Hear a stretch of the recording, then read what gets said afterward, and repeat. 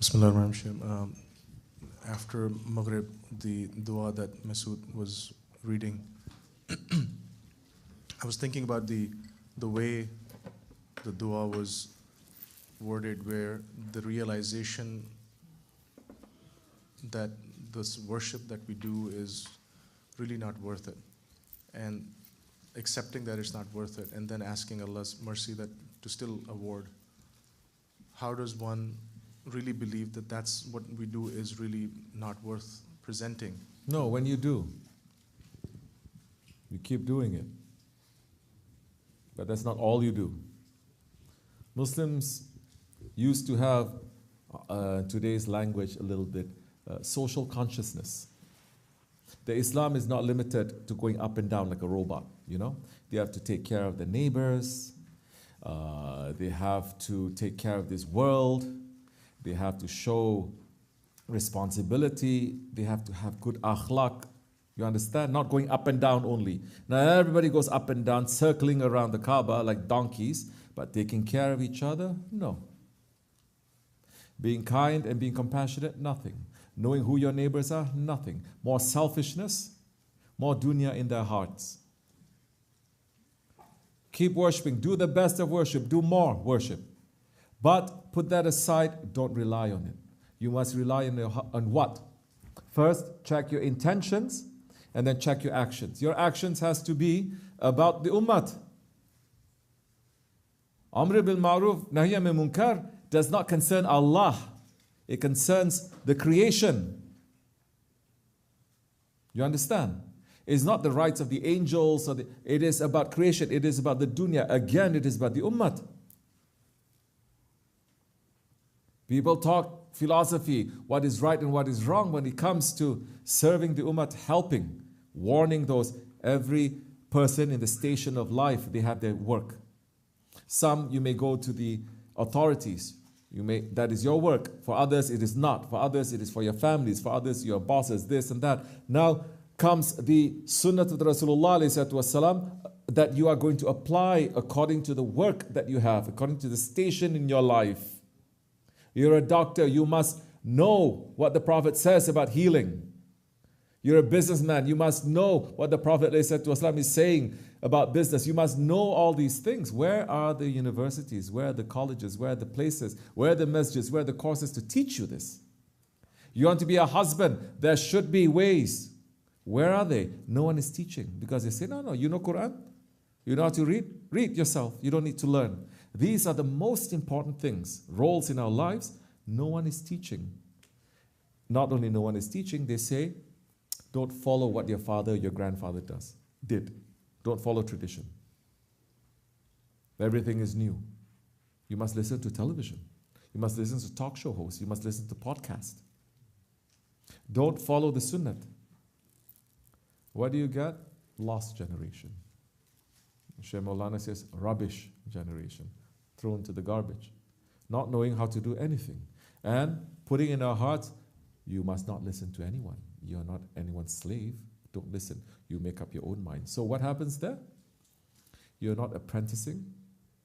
You're not taking a role model. You know nothing. Even the animal that has all the instincts in his creation to be able to survive, if he is not learning from his father and his mother and those that are around, he will not survive out there for very long. He'll just be gone, eaten up, finished.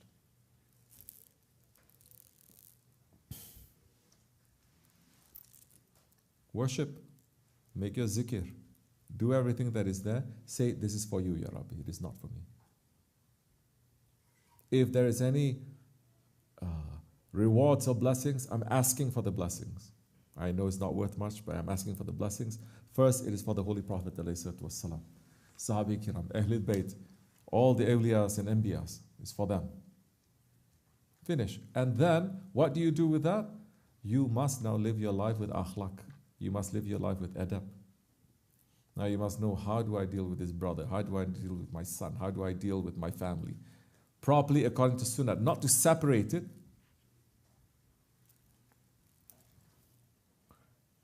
Muslims used to do that. They were not running to become scholars. Imagine everyone here running to become lawyers. What's going to happen? Oof. That's what scholars of today have become anyway. Everyone arguing with everyone else. So, then look, our Ottoman ancestors made everything very profound, very simple, very direct. So everybody understands, black or white, young or old, educated or not. This is not Islam. Tasawwuf is not for the high-born people, rich people, intellectual. It's for everyone whose heart is open. Simple. What do they say? What have you done for the sake of Allah today? That's it. And they put it everywhere, especially in their homes when they're coming out, when they're coming in. So he reminds, you see, what did I do for the sake of Allah? Today I did everything for my sake, not for Allah's sake. Did I feed the poor? Did I take care of any orphan? Did I relieve the difficulty of any Muslim that is out there? These things is not rocket science. It's there. And you don't have to be a Muslim to know this, but Islam's standards and ways of doing this is much higher. You don't have this, but you have a lot of worship, your worship may be cancelled. You cannot get away from this.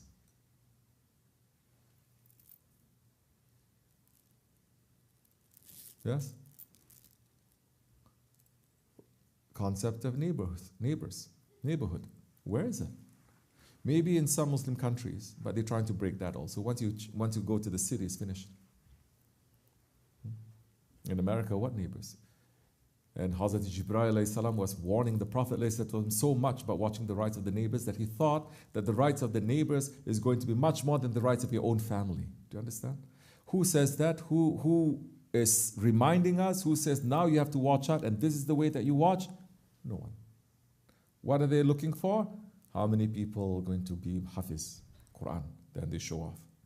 How many people are going to be alims? How many people graduate from this madrasa, that madrasa, this one get this one get this? Yet we see Muslim society is not getting better, they're getting worse and worse. Muslims are not getting better.